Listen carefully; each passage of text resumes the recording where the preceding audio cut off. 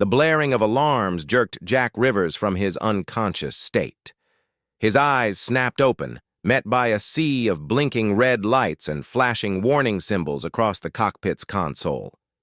The acrid smell of burning circuitry filled his nostrils as he fought to regain his bearings. "Computer status report," Jack barked, his fingers flying across the controls. A garbled, static-filled voice responded. "Warning, critical systems failure. Atmospheric entry imminent. Brace for impact." Jack's jaw clenched. This was supposed to be a routine reconnaissance mission, skirting the edges of unexplored space. Now he was hurtling toward an uncharted planet with no way to stop his descent. The ship groaned and shuddered as it pierced the planet's atmosphere. Through the view screen, Jack watched as the inky blackness of space gave way to a vibrant, swirling purple sky. The hull temperature climbed rapidly, and Jack's knuckles turned white as he gripped the controls. "Come on, you piece of junk," he muttered, wrestling with the stick. "Just hold together a little longer."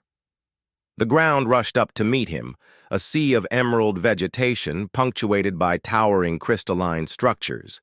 Jack's final conscious thought before impact was a grim realization. No one knew where he was. No one was coming to save him. The first thing Jack noticed as he clawed his way back to consciousness was the smell, an intoxicating blend of alien flora that reminded him of jasmine and citrus. His eyelids felt heavy, but he forced them open, blinking against the harsh sunlight filtering through a canopy of iridescent leaves. As his vision cleared, Jack's breath caught in his throat. Surrounding him were the most striking women he'd ever encountered. Tall and athletic, they stood in a loose circle, their curious eyes fixed upon him. What caught his attention most were their faces, each one adorned with intricate patterns of green paint that accentuated their features. Long, white hair cascaded down their backs in elaborate braids, swaying gently in the breeze. One of the women, her face decorated with swirling green designs that emphasized her high cheekbones, took a step closer. Her piercing blue eyes roamed over Jack's form with scientific interest. She spoke, her voice melodic yet filled with authority. "Nark's toll?" she asked, her head tilting slightly. Jack's hand instinctively moved to the translator device at his belt, only to find it crushed and useless. He raised his hands slowly, palms out, in what he hoped was a universal gesture of peace. "I come in peace," he said, wincing at how cliché it sounded. "My name is Jack Rivers. I'm a human from the planet Earth." The women exchanged glances, their expressions a mix of confusion and fascination. The one who had spoken before approached Jack, her movements graceful yet cautious. She reached out, her long fingers hovering just above Jack's chest.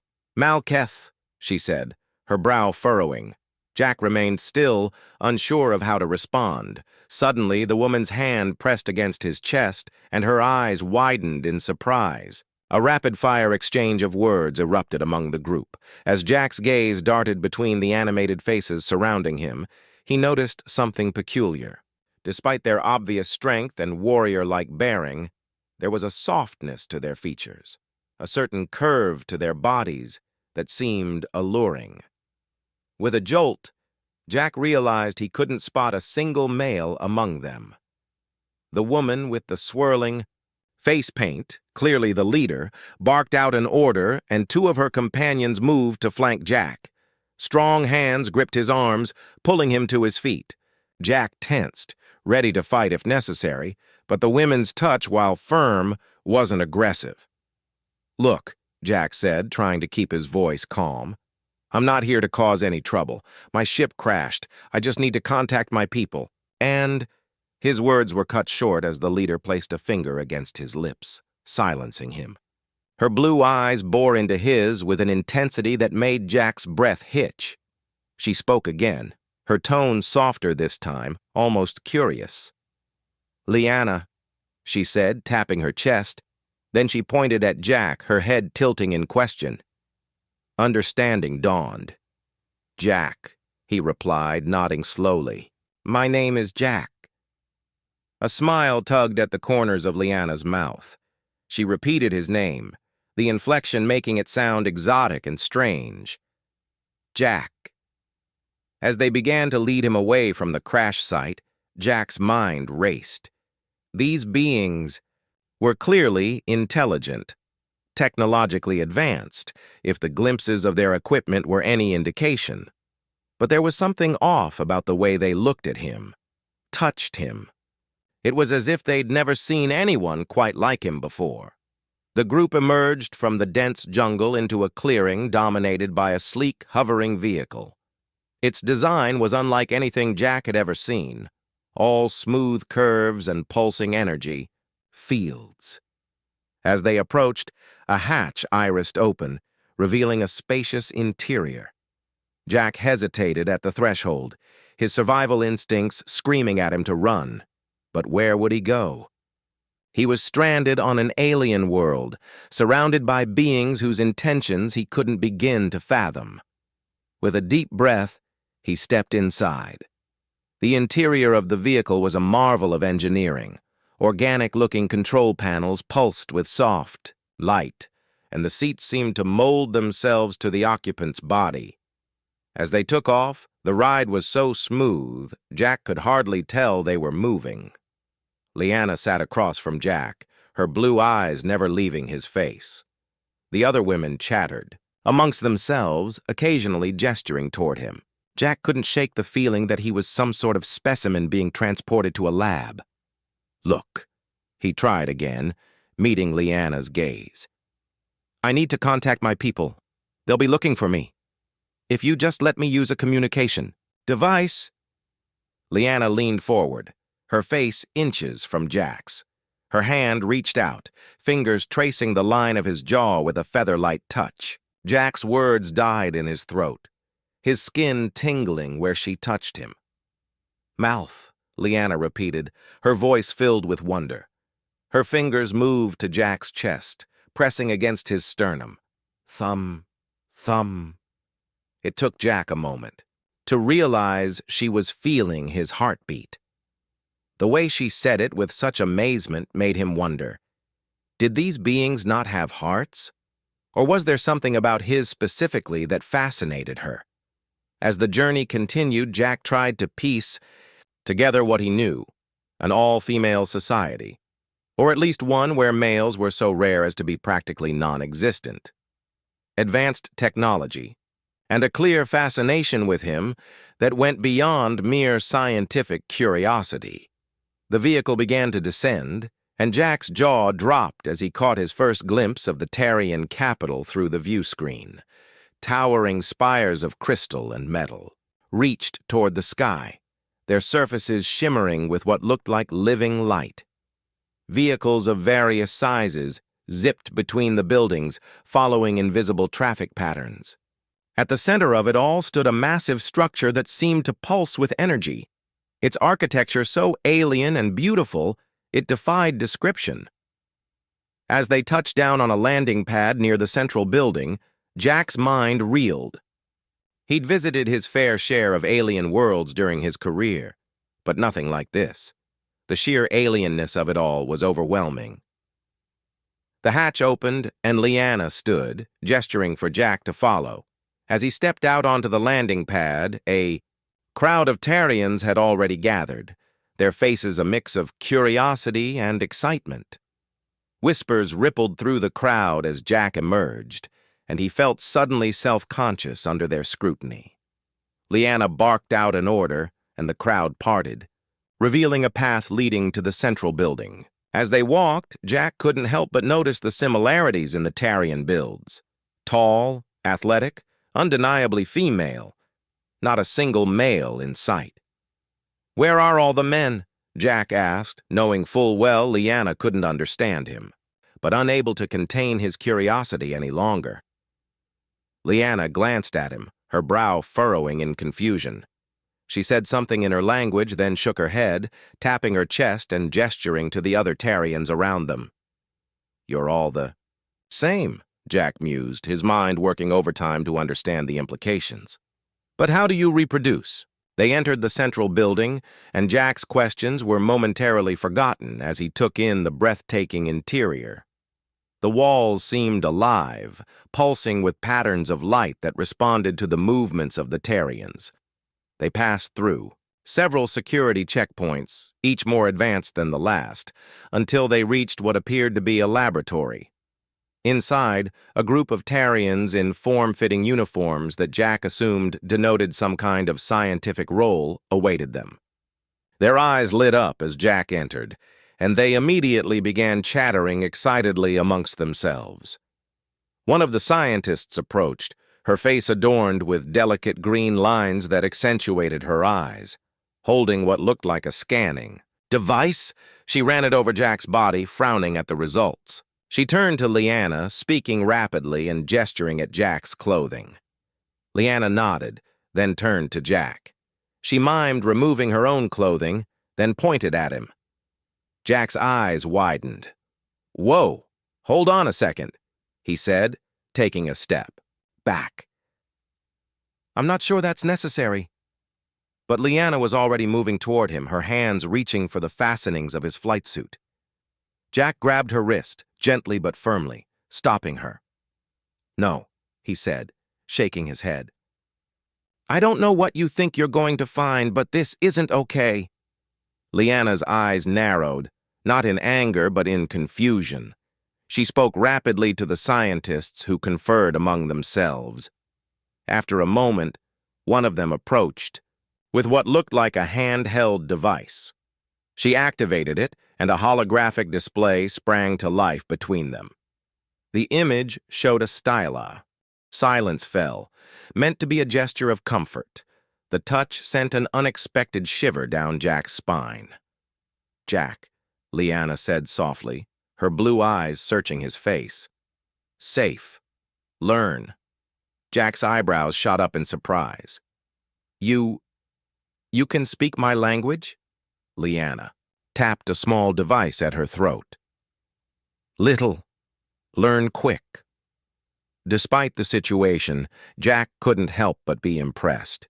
Their translation technology was leagues beyond anything Earth had developed. It gave him hope that communication, and eventually, a way home, might be possible. "Liana," Jack said, choosing his words carefully, "I need to contact my people. They'll be looking for me. Can you help?" Liana's brow furrowed as she processed his request. After a moment, she shook her head. No possible. Tarian's secret. Others not come. Jack's heart sank. Of course, an advanced civilization like this would have defenses against detection. For all he knew, the entire planet might be shielded. "But I can't stay here forever," Jack protested. "I have a home, a life to get back to." Liana's expression softened, and she placed a hand on Jack's chest, right over his heart. "Understand. But Jack's special. Important. Stay. Learn. Teach." The intensity in her eyes made Jack's breath catch. There was more than just scientific curiosity there now. He could see admiration, fascination, and something else, something that made his pulse quicken. Before Jack could respond, the lab door slid open. A group of Tarians entered, their bearing more militant than the scientists. At their head was a striking figure, taller than the others, with intricate green patterns covering half her face and eyes that seemed to crackle with barely contained energy. Liana straightened, her demeanor shifting instantly from curious scientist to respectful subordinate. She inclined her head to the newcomer. "Zara," she said, her tone formal. Zara swept her gaze over Jack, her expression a mix of curiosity and suspicion. She spoke rapidly to Liana in their native tongue, occasionally, gesturing toward Jack. Jack watched the exchange, trying to pick up on the dynamics at play. It was clear that Zara held a position of authority, and equally clear that she was not entirely pleased with the situation. Finally, Zara turned her attention fully to Jack. When she spoke, her command of his language was far more advanced than Liana's. "You claim to be from another world?" she said, her voice rich and commanding. A world of males? Jack nodded, straightening to his full height. He might be nearly naked and stranded on an alien world, but he was still a soldier. He met Zara's gaze steadily. That's right. I'm from Earth. My ship crashed here by accident. Zara circled him slowly, her eyes taking in every detail. In all our recorded history, we have never encountered a being like you. Some of our oldest legends speak of powerful creatures called males, but they have long been dismissed as myths. She stopped in front of Jack, her face inches from his. Yet here you stand, real, flesh and blood. Her hand shot out, gripping Jack's bicep with surprising strength. And so very different from us. Jack tensed at the contact but held his ground. I assure you, where I come from, I'm not that unusual. There are billions of males on Earth, just as there are billions of females. Zara's eyes widened at this. Information. She released Jack's arm and took a step back, her gaze darting between him and Leanna. Billions, she repeated, her voice tinged with disbelief. A world of balance. Leanna stepped forward, her voice eager. Zara, can you not see the potential? The things we could learn from Jack, the advancements we could make. Zara held up a hand, silencing Leanna. Her eyes never left Jack as she spoke. What we have here is more than a scientific curiosity. This male, this Jack, represents a potential threat to our entire way of life. Jack's heart sank. This was exactly the kind of reaction he'd been afraid of. I assure you. I mean no harm to your people or your way of life. I just want to find a way home. Zara's expression softened slightly, but the wariness remained in her eyes. Perhaps. But intentions and consequences are not always aligned. Your mere presence here could upend centuries of stability. She turned to address the other Tarians in the room. The male will be kept under close observation. Leanna, you and your team will be responsible for studying him, learning everything you can about his physiology and his world. But remember, above all else, he is an anomaly, a potential threat. Treat him accordingly. With that, Zara swept out of the room, leaving a tense silence in her wake. Leanna approached Jack, her expression a mix of excitement and concern. Jack, she said softly, I promise, no harm will come to you. But you must understand, your presence here, it changes. Everything, Jack nodded, his mind racing. He was walking a tightrope now, balanced between scientific curiosity and fear of the unknown. His survival, and any hope of returning home, would depend on how well he could navigate this alien society. I understand, he said, meeting Leanna's blue eyes. And I'll cooperate. But I need you to understand something too. I'm not just a specimen to be studied. I'm a person, with thoughts and feelings of my own. And somehow we need to find a way to communicate that to your people. Leanna's hand found his, her touch sending an unexpected warmth through him. We will find a way, Jack. Together. Couldn't help but notice the way Leanna watched him. There was pride in her gaze. Yes, but also a growing sadness. She knew as well as he did that if peace was achieved, it would likely mean his departure from Taria. Finally, after what felt like an eternity of diplomatic maneuvering, an agreement was reached. Earth would establish a small embassy on Taria, fostering cultural exchange and scientific cooperation. In return, the Tarians would share their advanced biotechnology, potentially offering solutions to some of humanity's most pressing medical challenges. As the details were hammered out, Jack found a moment to pull Leanna aside. They stepped out onto a balcony overlooking the shimmering spires of the Tarian capital. So, Leanna said, her voice barely above a whisper, I suppose you'll be leaving with your people. Jack ran a hand through his hair, conflict raging within him. I don't know. my duty, my life. They're back on Earth.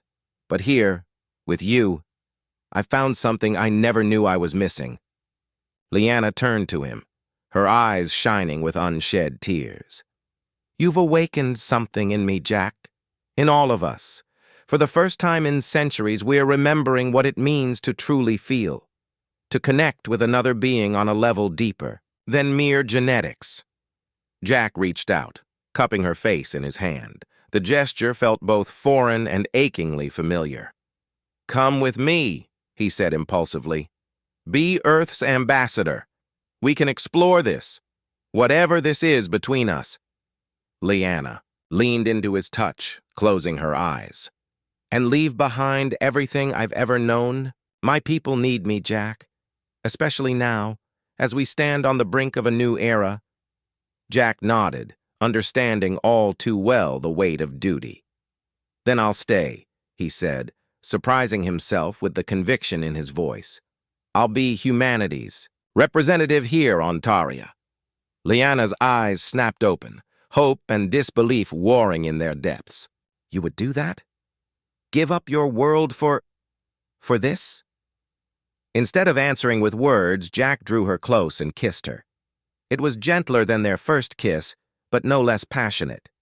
In that moment, he poured all his conflicting emotions into the gesture, his fear, his hope, his growing feelings for this remarkable alien woman.